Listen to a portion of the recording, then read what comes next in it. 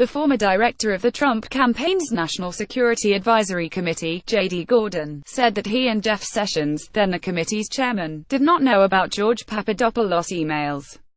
The campaign's national co-chairman, Sam Clovis, brought Papadopoulos onto the campaign and received some of the emails but did not tell Gordon or Sessions about them, Gordon said in an interview. "Clovis should have told me and the senator about the emails," Gordon said.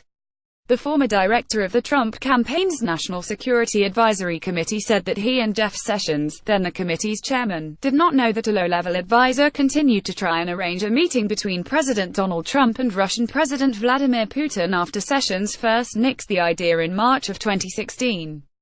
Gordon told Business Insider on Tuesday that he was surprised to learn that the 29-year-old advisor, George Papadopoulos, had made multiple inquiries to other senior members of the campaign who were not in his direct chain of command about setting up a Trump-Putin meeting. Papadopoulos told members of the committee during their first meeting on March 31, 2016, that he had contacts in the Russian government who could help arrange a meeting between Trump and Putin.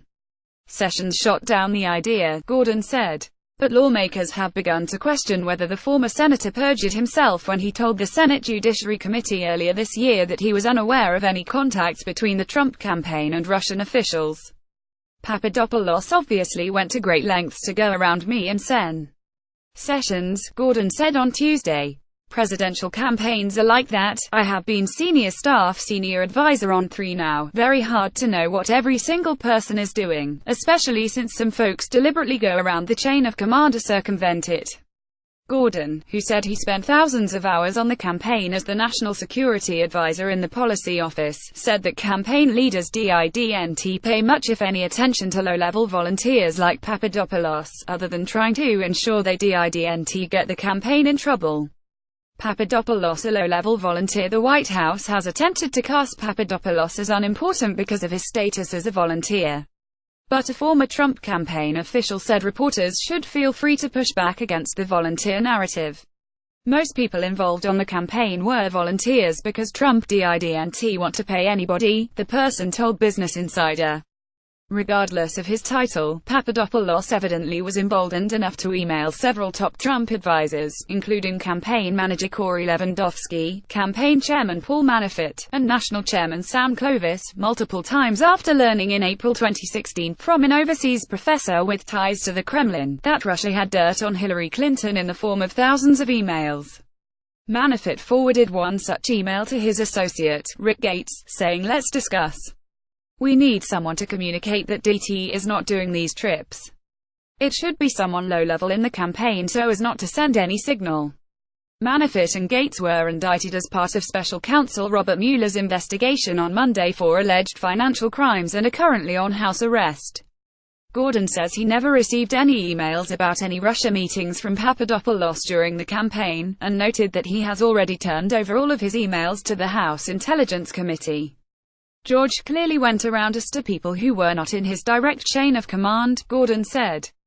"The senator and I did not know that George continued to try and arrange such a meeting by reaching out to other senior members of the campaign who were not in his direct chain of command. I only learned the extent of it yesterday." Asked how he knew that Sessions did not know that George continued to try to arrange the meeting, Gordon replied, "He was my boss on the campaign and among my responsibilities was managing that advisory committee. It's something we certainly would have discussed." He added, "I would have been the one to fix the problem, in conjunction with Sam Clovis for anyone he had brought into the team." He was encouraged to keep trying, but Clovis, the campaign's national co-chairman who brought Papadopoulos onto the National Security Committee along with former advisor Carter Page and 6 others, apparently did the opposite. He told Papadopoulos he was doing great work when the young advisor first emailed him about his Russia connections, according to newly unsealed court documents. When Papadopoulos followed up on May 4, Clovis replied that there are legal issues we need to mitigate, meeting with foreign officials as a private citizen, but he did not ask Papadopoulos to stop.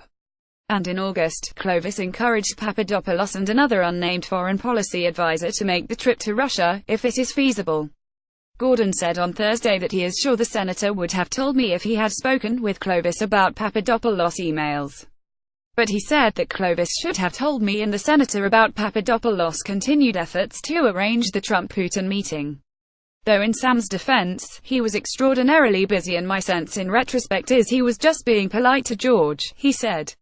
He is a polite gentleman from Iowa. Site highlights each day to your inbox. Follow Business Insider Australia on Facebook, Twitter, LinkedIn, and Instagram.